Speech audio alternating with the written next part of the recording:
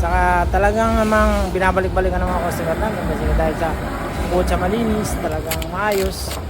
Saka okay naman mag-entertain ng customer. Kailangan ganun para maging maayos yung pagtinda. Lagi dapat like ang friendly sa mga tao ganyan. Para maraming customer.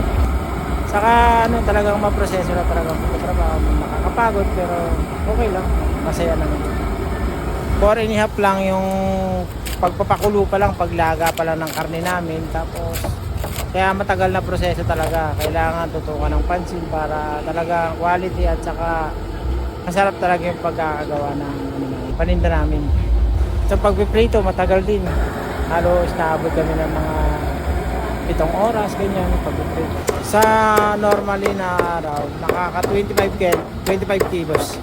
Tapos pag Biyernes at saka Linggo talagang marami, nasa 40, 45 ganyan. 246 Villalobos, yun lang, sa harap ng Quiapo Church.